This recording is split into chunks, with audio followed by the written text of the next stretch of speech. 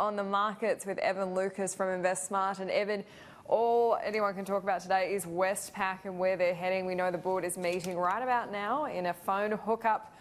What do you think will be top of the agenda for them? Oh, clearly what's coming out this week has to be top of the agenda. It's the difference between Westpac and probably NAB and CBA is the age of the board and also senior management. And the reason I point that out, if you look at CBA, Catherine Livingstone had just been appointed as chair, and she therefore, had the ability to probably move on in Narev and go from there.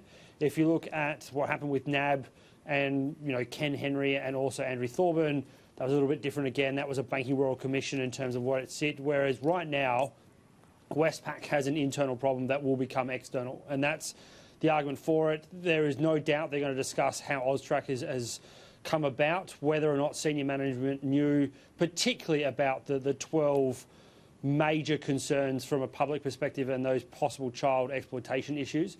And then as AUSTRAC alludes to, basically the almost systematic indifference to the overall 23 million breaches that AUSTRAC are alleging is there.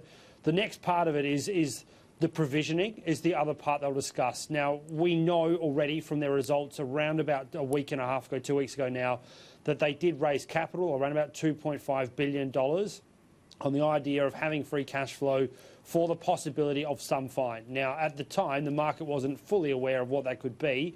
We are now. Again, the quantifiable ability of that is still very hard. People are trying to use the CBA issue from last year, the 53,700 breaches they had, and the $700 million fine that they received, as trying to extrapolate that through. Analysts are very, very indifferent about whether or not it's going to be the same level, whether it will be more, how much more. The highest I've seen is $2.3 billion as fine, which would be a record all-time number. Some actually believe it will be the same number as CBA. Now, that would be, personally, I think would probably be too little for what they're offering. But in saying that, there's an understanding why they would probably come to some form of agreement. The question out of all this, and probably getting back to your overall point around what's going on with that board meeting, is does senior management survive before the AGM? And that's probably the real question.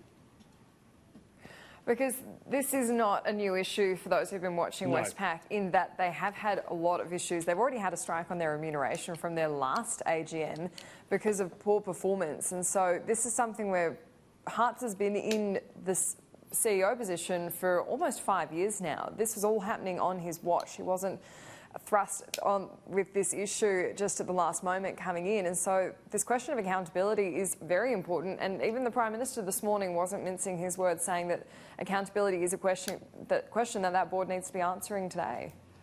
Yeah, and you know this very well from having covered the Banking Royal Commission very, very closely. And part of the reason last year's strike did come about, as you alluded to, was missing expectations, but also their response to the Banking Royal Commission. They were probably the most resistant to any form of change. You could possibly argue that NAB was more, the word would be more almost nonchalant about it in terms of what they sort of saw. They were kind of antagonistic, NAB was. Yeah, NAB was. I would also argue that Westpac has been quite strong in their views that they are not involved with this. If you listen to way and how Brian Hartzer has basically argued in front of their Senate hearings, and then from there that that they are going to fight this, whereas CBA particularly, they could do this. Ian Narev moved on. You had Matt Common sitting there who basically had to take it on the chin as the new CEO and wear it all. And that's the way they've all handled this has been very, very different. And we have known that Westpac has had some sort of issues overhanging them, and it's now there. So the question will become on the 12th of December, which is when their AGM is. They will probably get a second strike. It would almost be impossible not to, considering that you're already hearing big institutional clients and big institutional investors already saying that something has to be done off the back of this. This is too big an issue not to have seen any form of change. Whether it happens today, that's the question. I don't think it will, and that's the other part that's probably wrong with this. Today will probably be almost a wargaming scenario of how they're going to communicate over the next 20-odd days before the 12th of December to try and work out how they're going to communicate this to the public, communicate this to the market, and actually get through the whole scenario. Again, looking at it from a markets-only perspective, they're down 13% in the last month. They're down 5.5% this week alone.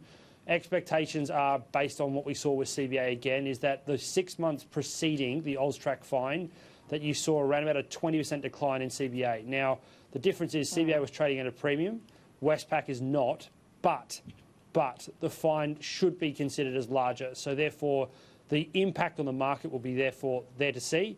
The impact from a shareholder perspective is there to see, and therefore the impact at the AGM should be pretty strong. Absolutely. As always, Evan Lucas, thank you for your time. We'll be watching that Westpac story throughout the day. Thanks, Annalise.